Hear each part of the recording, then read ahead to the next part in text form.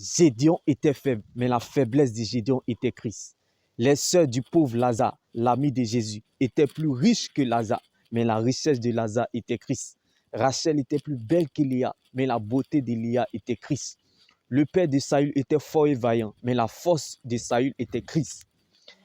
Le frère aîné de Jacob, Ésaü, était plus riche que Jacob, mais la bénédiction de Jacob était Christ. Je ne sais pas pour toi, je ne connais pas ta situation, je ne sais pas là où tu te situes, mais là où se trouve ta richesse, c'est là où se trouve ton cœur. Que Dieu prenne donc la forme de ce qui te manque. Sois consolé depuis ta position dans le nom de Jésus-Christ.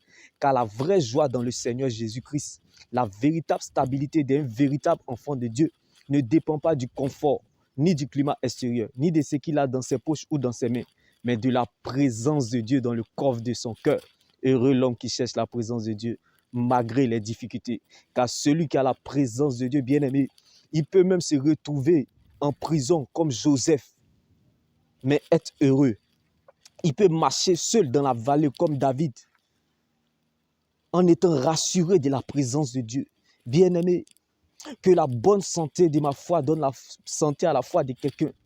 Comme la foi de Daniel a fait la sieste dans la fosse au lion. Quelqu'un qui a la présence de Dieu, il peut courir dans la fournaise de feu comme Abednego, Shadrach, Meshach, en étant serein, bien-aimé. Tant que tu regardes à ton parcours, tu ne peux pas abandonner. Car ta détermination se trouve dans ton parcours.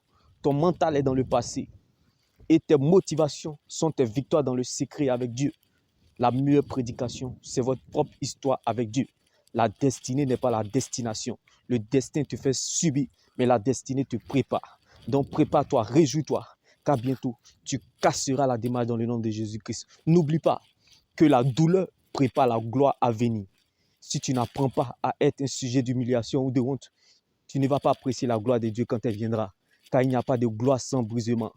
Bien-aimé, il est plus difficile de gérer la gloire de Dieu que de l'attendre. Le miracle ne viendra pas là où l'on l'attend, mais là où l'on le provoque. Si tu veux avoir ce que tu n'as jamais eu, commence à faire ce que tu n'as jamais fait.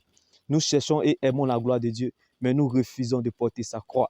Tu ne peux pas servir si tu n'es pas serveur. Il n'y a pas de royauté sans bergerie. Il n'y a pas de royauté sans brisement. Si vous n'êtes pas brisé sur la terre, c'est que le ciel n'a rien à vous offrir.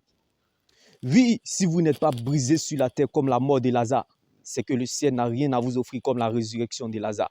Tu retrouveras ce que tu as perdu, non pas parce que tu as raison, mais parce que tu es sa raison. Donc, aimer Dieu sans raison apporte à la raison ce qui est inaccessible. Demeure béni. Shalom.